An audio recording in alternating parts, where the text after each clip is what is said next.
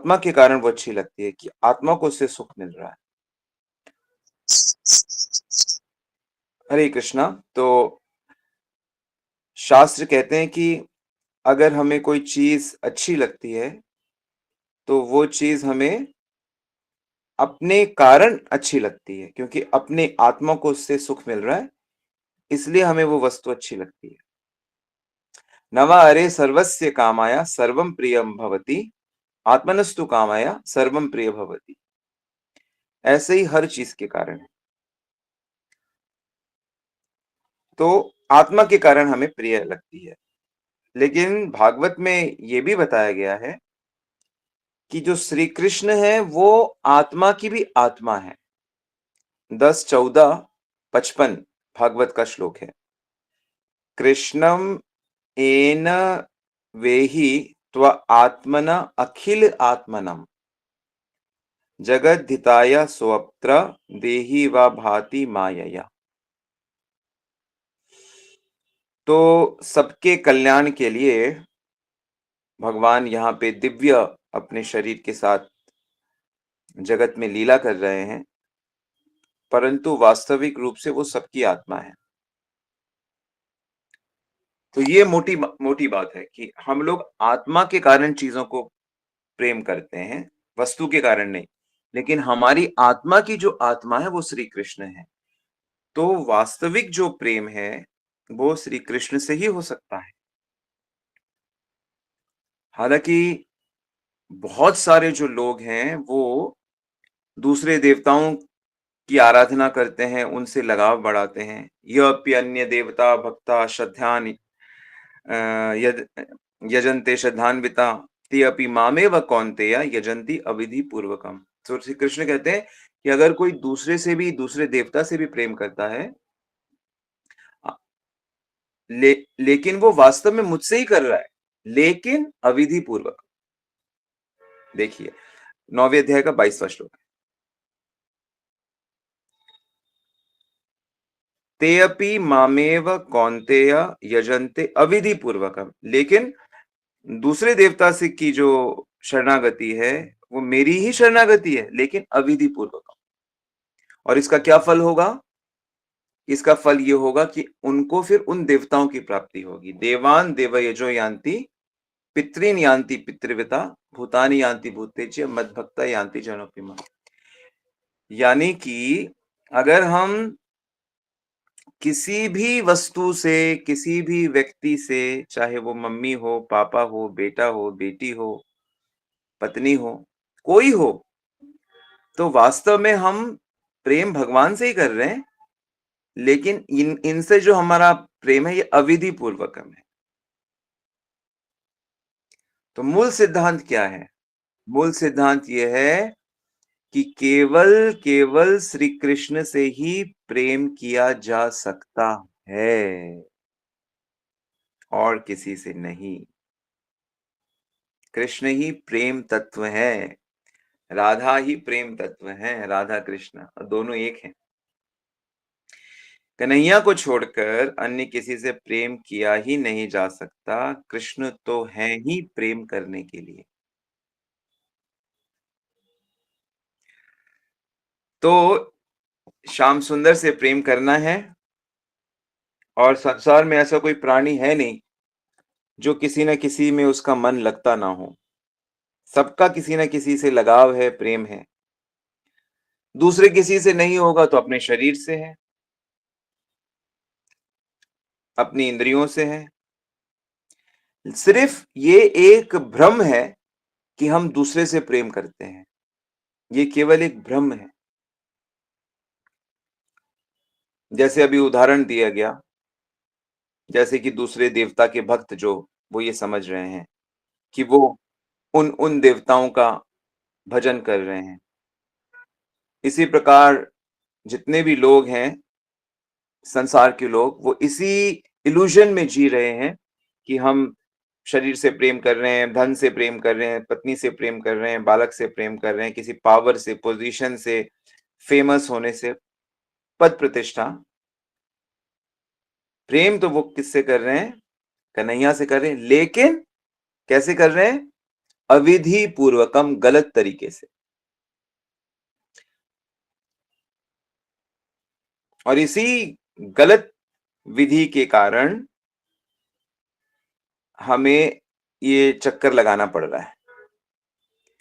एक योनि से दूसरी योनि से तीसरी योनि से चौथी योनि। तो यानी कि भगवान ही केवल प्रेम के स्वरूप हैं। प्रेम हरि को रूप है, सो हरि प्रेम स्वरूप।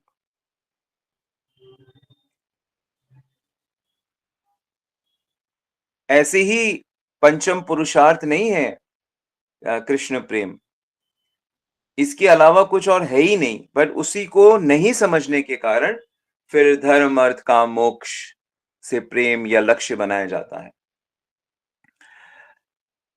प्रेममयी श्री राधिका, प्रेम सिंधु गोपाल, प्रेम भूमि वृंदावन विपिन, प्रेम रूप ब्रजबाल। और प्रेम की एक खासियत ये भी है, जैसा बताया जाता है कि ये ऐसे जबरदस्ती किया नहीं जा सकता, हो जाता है। जबरदस्ती नहीं कर सकते आप किसी से प्रेम। कहीं आकाश से नहीं टपकेगा ये प्रेम कि चलो बाहर से कहीं से लेकर इसको प्रयोग में लाते हैं। ये सबके हृदय में है। और सबके हृदय में कृष्ण प्रेम इसलिए भी है क्योंकि सब के सब कृष्ण के अंश हैं। तो कृष्ण प्रेम यानी कि कृष्ण प्रेम स्वरूप है, आनंद स्वरूप है। तो हम लोग प्रेम के अंश हैं, हम लोग आनंद के अंश हैं, हम लोग श्री कृष्ण के अंश हैं। तो हृदय में ऑलरेडी प्रेम करने की भावना है। पहले आप ये देखिए कि हमारी जो प्रीति है, हमारा जो लगाव है, वो कहाँ पे है। संसार में जो लगाव होता है, पहले संसार का स्वरूप समझिए। चैतन्य महाप्रभु कहते हैं कि ये ब्रह्म, जीव और माया, ये तीनों को पहले दृढ़ता से तत्व समझना होगा। तब जाके हमारा जो मन है वो पूरी तरह से श्री कृष्ण में लग जाएगा। बाकी तरफ मन जाएगा भी तो बुद्धि जाने नहीं देगी उसको। तो संसार में जो भी लगाव है उसमें दिक्कत यह है कि वो बिखरा बिखरा रहेगा। संसार में जो लगाव है, एक तो वो स्थिर नहीं रहेगा। ऐसा नहीं कि किसी चीज में लग गया तो हमेशा उसमें लगा रहेगा। स्थिर नहीं रहेगा और अनन्य नहीं होगा। मतलब एकनिष्ठ नहीं रहेगा, ज्यादा देर नहीं रहेगा और एक्सक्लूसिव उन्हीं के प्रति नहीं रहेगा, बिखरा बिखरा रहेगा। तो जब संसार से लगाव होता है तो उसमें यही दो दोष आते हैं। यही दो दोष हैं जो आपको समझना है कि क्यों हमें संसार की चीजों को प्रेम नहीं करना, प्रयोग करना है, उसको सेवा में लगाना है, केयर भी करनी है, लेकिन हृदय से नहीं। क्यों? क्योंकि दो दोष हैं उसमें। एक तो वह बिखर जाएगा, अनेकों से होता है ना, कुछ शरीर से, कुछ धन से, कुछ मान प्रतिष्ठा से, कुछ गाड़ी घोड़ा से, कुछ एक संबंधी से, कुछ दूसरे से, कई कई। और दूसरा है दोष ये है कि वो स्थायी नहीं है। जहां पे हमें थोड़ा सा हमारे स्वार्थ को या हमारे सम्मान को कुछ धक्का लगा या लगेगा कि गड़बड़ हो जाएगी, तो वो तुरंत ही वो लगाव द्वेष में बदल जाता है, घृणा में बदल जाता है, बड़ा दूषित हो जाता है, बड़ी उसमें बड़ी वो सुखद नहीं रहता। कुछ कुछ उदाहरण हमको ऐसे मिल जाएंगे कि नहीं नहीं, हमने तो ये उदाहरण सुना है, हमने तो ये सुना है।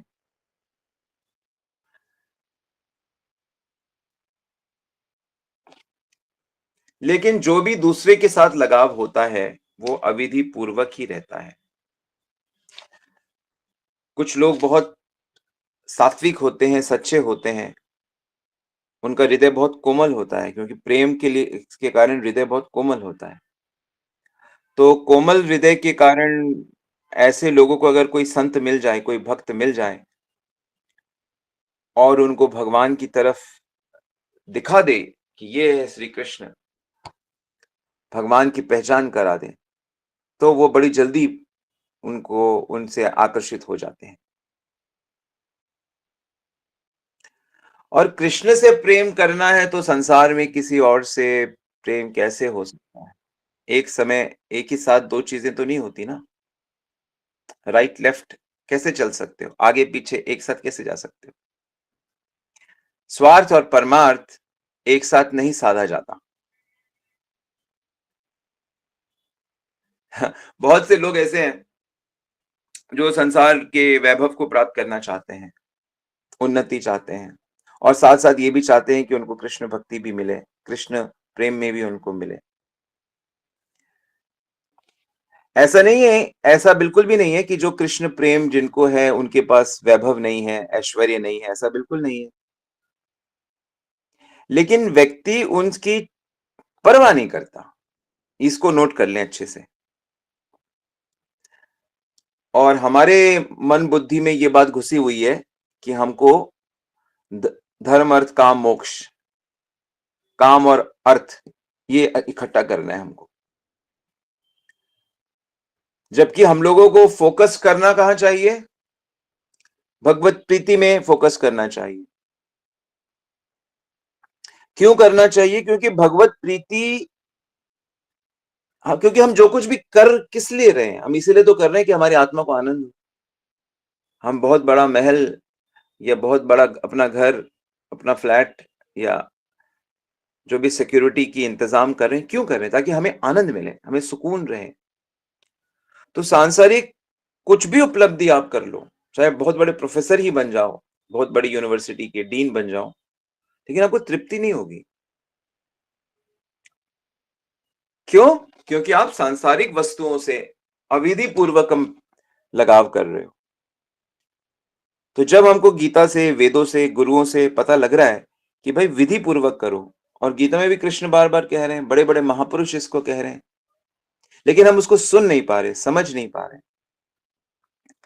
तो श्री कृष्ण प्रीति होने से सब कुछ हो जाता है। तो जो भगवान के भक्त हुए हैं या होते हैं, उनको किसी चीज़ की कमी थोड़ी होने देते हैं श्री कृष्ण। बड़े-बड़े राजा, महाराज जनक, महाराज दशरथ, महाराज अम्बरीश या नंद बाबा को देख लीजिए, बृषभानु जी को देख लीजिए, किसी चीज़ की कोई कमी ना उनको है, ना उनकी प्रजा को है। तो मूल बात ये है कि हमें अपने अपने बाहर की, अपने शरीर के बाहर की स्थिति या शरीर की चिंता नहीं करनी चाहिए। बाहर से व्यक्ति कंगाल भी हो सकता है, बाहर से व्यक्ति सम्राट भी हो सकता है। मुख्य बात ये है कि हमारे हृदय का लगाव कहाँ है, राग कहाँ है, प्रेम कहाँ है। तो ये सिद्धांत लिख लो कि हम एक साथ 2 चीज़ें नहीं चाह सकते। हम एक साथ 2 चीज़ें नहीं चाह सकते। चीज़ें हो सकती हैं एक साथ, लेकिन हम चाह नहीं सकते। चाहना आपको एक ही को पड़ेगा। यही कारण है कि कई लोगों को प्रगति महसूस नहीं होती या वो प्रगति करते नहीं हैं क्योंकि वो दोनों चीज़ें चाहते हैं।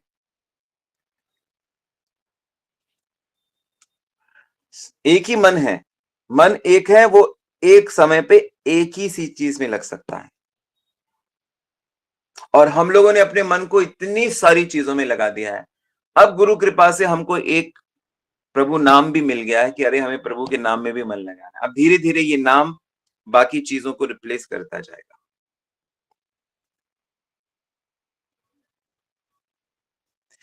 तो बीमारी ये है कि जो लोग हैं, वो संसार का सारा सुख-सम्मान मेंटेन करते हुए, भगवान की भक्ति को भी एक गहने की तरह यूज़ करते हैं कि देखो हमारे पास भक्ति भी है, भगवत नाम भी है, गुरु भी है, वृंदावन में घर भी है हमारे पास।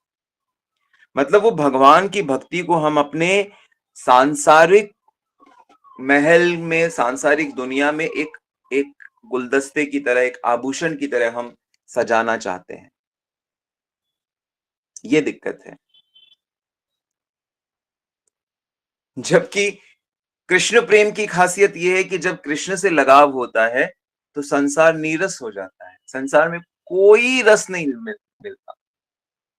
कुछ भी हो, इसीलिए बड़े-बड़े राजाओं लोगों को जब भक्ति होती है, सब फेंक कर वो भागते हैं। मीराबाई ने सब तिलांजलि देकर वो गए। रूप सनातन गोस्वामी सब अपना राजपाट छोड़कर वृंदावन में चले गए।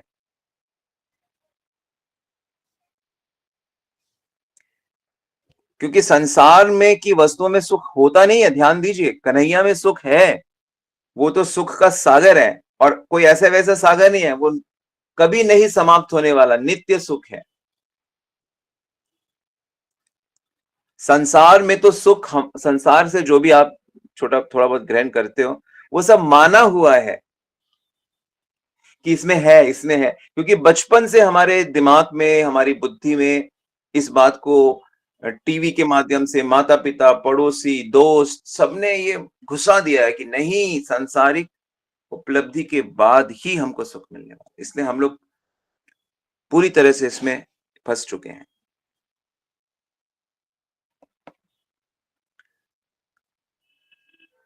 तो जिन लोगों को कृष्ण से प्रेम हो गया, जैसे कि दशरथ जी को अपने राम से प्रेम हो गया, तो उनके वियोग में शरीर छोड़ दिया। सारा वृंदावन ही समाप्त हो जाता यदि कृष्ण ये ना कहते कि मैं वापस आऊंगा। तो उस स्टेटमेंट के कारण, भगवान ने जो वादा किया, उसके कारण सारे वृंदावन वासियों ने अपने प्राणों की रक्षा करी।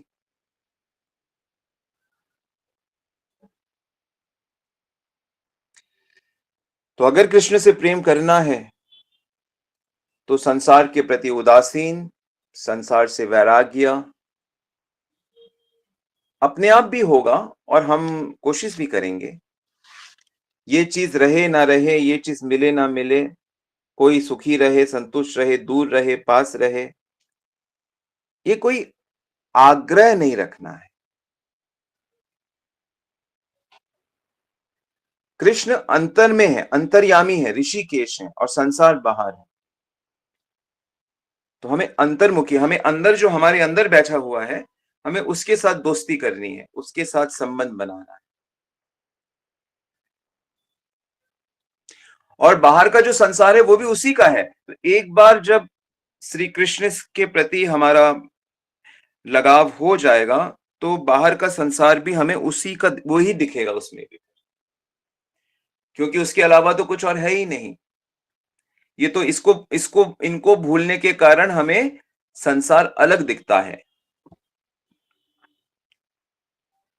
बाकी ना मैं रहूं, ना मेरी आरजू रहे, मालिक तेरी रजा रहे और तू ही तू रहे। यथा यथा दृष्टि पड़े तथा तथा कृष्ण स्फुरे। जहां जहां दिखता है सब कृष्ण ही दिखते हैं। यो माम पश्यन्ति सर्वत्र सर्वत्र च मयि पश्यामि। तो उसे मैं हर जगह दिखता हूं। तो कृष्ण से भी प्रेम करना है, और संसार का वैभव भी बना रहे, रहे तो रहे, ना रहे तो ना रहे, कल जाए कि आज जाए, परवाह नहीं, ये बात है। तो ये प्रेम कैसे प्राप्त होगा? ये बात तो समझ में आ गई कि हमें केवल कृष्ण से प्रेम करना है। ठीक है, ये बात सबको समझ में आ गई ना? और ये भी समझ में आ गई कि हाँ भाई, हम तो वाकई बहुत तरीके से फंसे हुए हैं बहुत सारी चीजों में। लेकिन अब कैसे हम उस प्रेम को प्राप्त करें?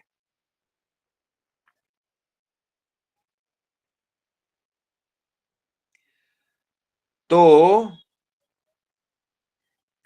कोई भी व्यक्ति प्रेमहीन कोई प्राणी हो नहीं सकता, क्योंकि संसार में कहीं ना कहीं उसका प्रेम रहता है। और अगर उस संसार में प्रेम ना रहे, या उसको लगे कि अरे मेरा तो किसी से लगाव ही नहीं है, हालांकि प्रेम की पहचान का एक अनुभव ये है कि जिसमें प्रेम होता है, ऐसा लगता है कि उसमें है नहीं।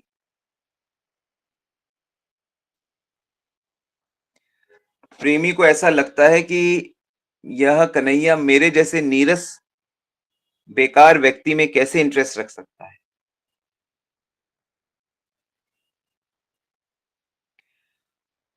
तो प्रेम का जो पिता है, वो उसको कहते हैं श्रद्धा और विश्वास, और जो माता है वो है प्रेम की उदासीनता संसार से।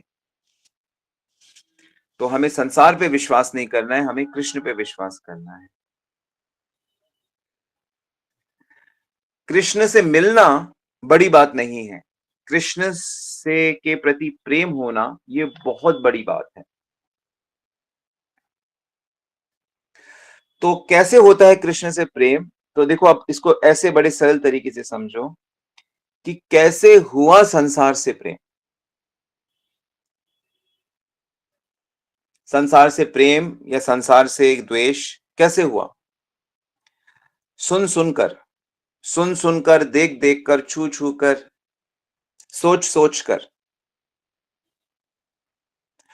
तो अगर भगवान से, कन्हैया से प्रेम करना है तो उसके बारे में सुनना पड़ेगा ना, उनको जानना पड़ेगा ना। अभी मैं आपसे पूछूं कि कौन है कन्हैया, तो आपके पास लंबी चौड़ी गाथा होनी चाहिए, क्या क्या गुण है उसमें, क्या क्या कमजोरी है उसकी, कैसा स्वभाव है उसका, क्या लीलाएं हैं उसकी, तो आपको सब पता होना चाहिए कि नहीं? तो जिसको जितना मालूम होगा, जिसने जितना ध्यान से सुना है कन्हैया के गुणों को, चरित्रों को, महात्म्य को, तो कृष्ण की कथा को बार बार सुनने से फिर उनसे स्वाभाविक लगाव हो जाता है। और मान लो श्री कृष्ण की कथा सुनने को नहीं मिल रही, तो प्रभुपाद जी और गुरुजन किस लिए हैं? ग्रंथ हैं इतने सारे, और अब तो मॉडर्न जमाने में यूट्यूब है और कितने सारे चैनल्स हैं जहां पे आप कथा श्रवण कर सकते हैं। पर आप में उसको बस ये देखना चाहिए कि कथा करने वाला प्रोफेशनल ना हो, पैसे के लिए कथा ना करे, वो वाकई सच्चा भक्त हो, बस ये थोड़ा देखना चाहिए। तो बार बार उनके गुणों को श्रवण करने से, और उनके गुणों का श्रवण करने से वो हमारे संसार का नाश भी कर देता है। संसार के लगाव का ध्यान दीजिए, संसार का नाश नहीं करता है, वो संसार के प्रति जो भौतिक लगाव है उसका नाश कर देता है।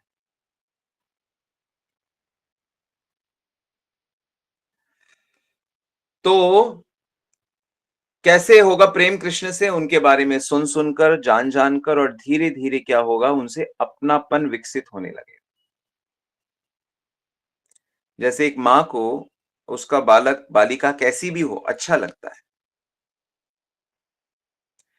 हो सकता है कि उसके अड़ोस पड़ोस में बहुत सुंदर सुंदर बच्चे हों, लेकिन उसको सबसे सुंदर कौन सा बच्चा लगता है? जो उसका अपना होता है। तो साधना करते हुए हमारे भीतर यह गुण आना चाहिए कि श्री कृष्ण हमारे हैं। कृष्ण के साथ अपनापन, प्रेम के लिए सुंदर होना, अच्छे अच्छे गुण होना इतना जरूरी नहीं है। जो चीज जरूरी है वो अपनापन है। तो जो अपने भीतर ही बैठा हुआ है उसके प्रति अपनापन क्यों नहीं है भाई? जिसके हम बच्चे हैं और वो गीता में कह रहा है, मैं माता पिता नाना नानी सब मैं ही हूं, माता धाता पिता मां सब कुछ मैं हूं जीव का, बस वो ये बात जानता नहीं है। तो इसी बात को बार बार आप अपनी चेतना में लाओ और इसको दृढ़ करो, जैसे मीरा ने कर लिया। हाँ, और अगर कोई व्यक्ति सुंदर है तो प्रेम और ज्यादा थोड़ा बढ़ जाता है, अच्छे गुण हैं तो और बढ़ जाता है। अपनेपन के साथ बाकी जितने भी गुण हैं वो उस प्रेम को और बढ़ा देते हैं।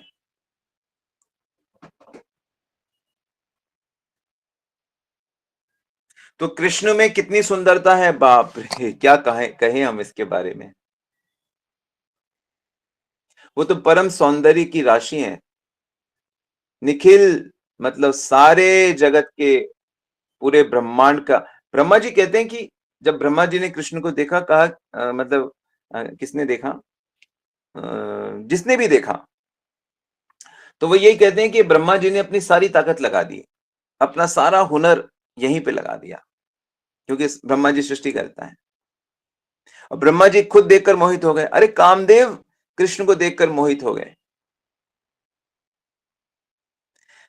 शास्त्र कहते हैं कि जगत में जितनी भी सुंदरता आपको दिखती है वो इसी बालक की सीकर का प्रसाद है।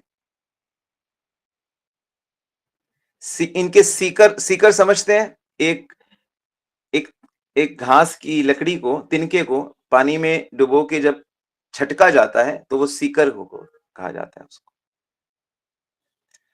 तो इस कन्हैया की सुंदरता का ही प्रसाद इस सृष्टि में थोड़ा बहुत सौंदर्य फैला रखा है, लेकिन थोड़ा सा है वो। इसी के अनंत गुणों का कुछ गुण इसने जगत में डाला हुआ है। भगवान कहते भी अर्जुन से कि कुछ भी ऐश्वर्यशाली प्रतिभाशाली तुम्हें जगत में दिखता है तो समझ जाओ वो मेरे छोटे से अंश का छोटा सा हिस्सा। तो श्री कृष्ण के साथ अपनापन हमें विकसित करना है। देखो, अपनापन दो तरीके से होता है। एक होता है जो नेचुरल होता है, जैसे कि हम जिस परिवार में पैदा हुए हैं, जैसे कि पांडव लोग हैं, जैसे कि वृष्णिवंशी हैं, तो वो श्री कृष्ण के परिवार में ही जन्मे हैं, तो उनका अपनापन जो है वो सहज है। जैसे भाई भाई, भाई बहन, माता पिता, माता पुत्र, ये जो इसको कहते हैं स्वाभाविक अपनापन। लेकिन एक होता है जिसमें स्थापित किया जाता है अपनापन।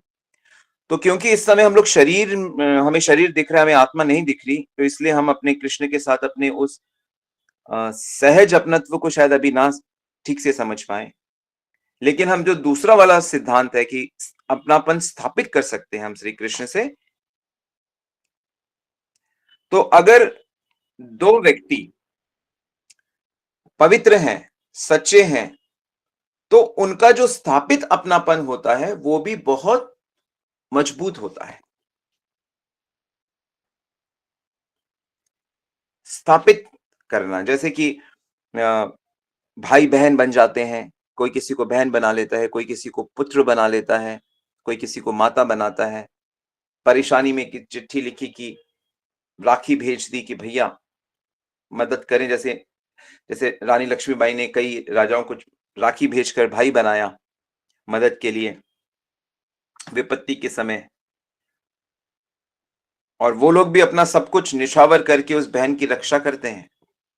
ऐसे ही दत्तक पुत्र होते हैं, धर्म भाई धर्म बहन, जैसे कि एक गुरु के शिष्यगण हैं तो वो धर्म भाई और बहन है, गुरु बहन गुरु भाई, अंग्रेजी में गॉड ब्रदर गॉड सिस्टर कहते हैं। तो ये परंपरा अपनाई जाती है समाज में। हालांकि आजकल इस तरह की रिलेशनशिप में काफी जो चरित्रहीन लोग होते हैं वो गड़बड़ कर देते हैं, लेकिन जिनका चरित्र सही होता है, जिसको एक बार बहन बोल दिया, जिसको एक बार बेटी बोल दिया, तो उसके साथ जीवन भर ऐसा निर्वाह किया जाता है।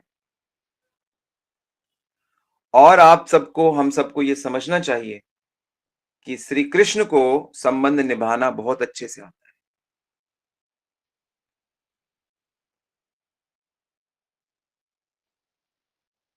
तो श्री कृष्ण हमारे संबंध को कभी भी नकार नहीं सकते, उनको अस्वीकार करना नहीं आता, ये उनका स्वभाव है। सुन लीजिए, श्री कृष्ण का स्वभाव है कि वो संबंध अस्वीकार नहीं करता। हमारी तरफ से कमजोरी नहीं आनी चाहिए, हमारी तरफ से उपेक्षा नहीं होनी चाहिए। जैसे कई लोग कहते भी हैं कि नहीं नहीं नहीं नहीं, हम तो भाई आपके सेवक हैं, लेकिन वो सिर्फ बोलते हैं, मानते नहीं। तो ठीक इसी प्रकार श्री कृष्ण के साथ भी जो संबंध बनाया जाएगा, वो संबंध हमारी तरफ से सच्चा होना चाहिए। तो कृष्ण क्या बनने को तैयार है? कुछ भी बनने को तैयार है। एक स्त्री उन्हें अपना पति मान सकती है, एक विधवा भी उनको अपना पति मान सकती है, कुमारी कन्या भी उन्हें अपना पति मान सकती है। लड्डू गोपाल तो पुत्र बन ही रहे हैं घर घर में। कोई उन्हें अपना भाई बना लेता है, कोई उनको अपना देवर बना लेता है। एक स्त्री कहती है कि इन्हें मैं अपना देवर बनाऊंगी और इसको और राधा दोनों को मेरा रौब मानना पड़ेगा।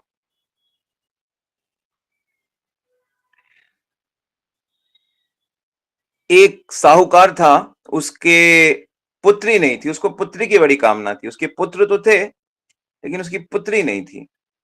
तो ऐसे ही एक बार किसी ने उनसे पंडित ने कह दिया तो राधा को अपनी बेटी बना लो, राधा को अपनी बेटी बना लो। तो उनको ये बात जच गई, अपनी पत्नी को बोला, दोनों ने कहा कि भाई आज से राधा हमारी बेटी है।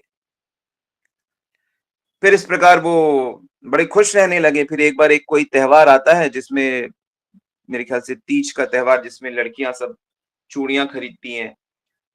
तो चूड़ी वाला उनकी दुकान में आया चूड़ी बेचने के लिए। उसने कहा जाओ घर में जो है सब माताओं को पहना के आओ, जिसको जो पसंद है दे दो और पैसे हमसे ले जाना।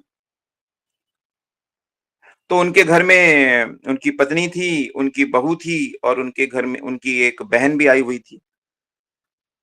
तो चूड़ी बेचने वाली चूड़ी बेचकर आई और कहा ये इतना पैसा हुआ। तो बोला कितना पैसा हुआ? बोला 4 लोगों की चूड़ियां। बोले 4? 4 नहीं, हमारे घर तो 3 ही है। कहते नहीं, हम तो 4 लोगों को चूड़ी पहनाई गई है। कहते किस? कहते नहीं, हम तो घूंघट ओढ़ के आते थे, हम तो देखे नहीं, हम तो बस पहना दिए। तो वो साहूकार ने कहा कि ऐसा थोड़ी होता है। उसने तो 3 का पैसा दिया और कहा एक तुम मुझे मूर्ख बना रहे हो। तो फिर रात को जो जब वो साहूकार सोए, उनके सपने में राधा जी आई और कहा कि पिताजी मेरी चूड़ी का पैसा क्यों नहीं दिया? मेरी चूड़ी क्या मैंने चोरी की चूड़ियां पहनी है? आपने मुझे अपना बेटी बनाया ना? तो मैं तो ये सच की घटना है। ये ब्रज में ये सच की घटना है घटी।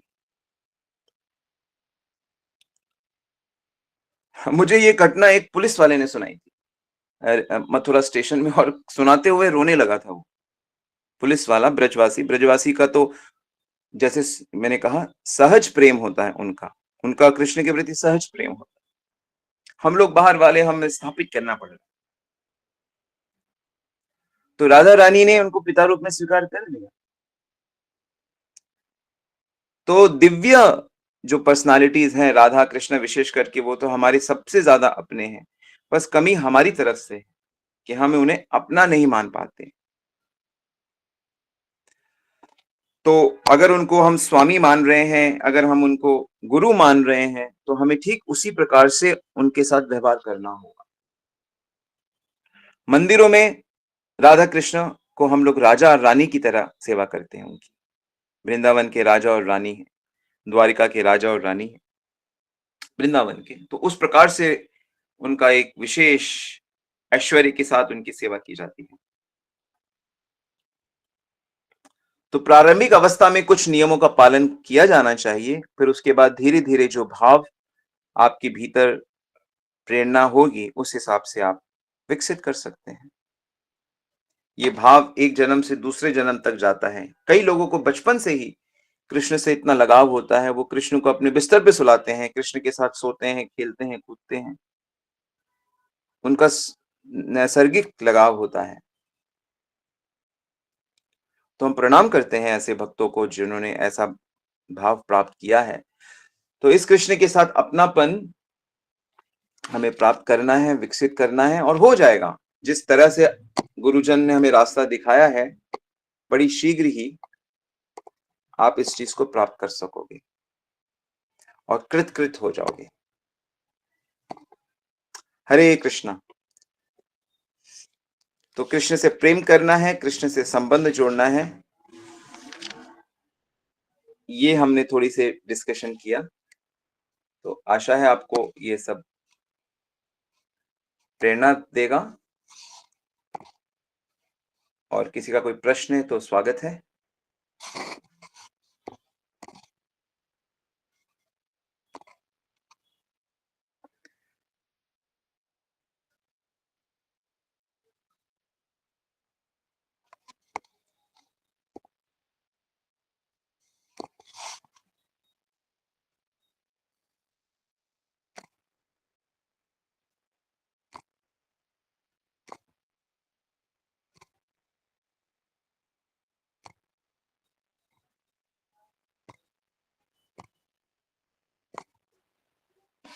यस।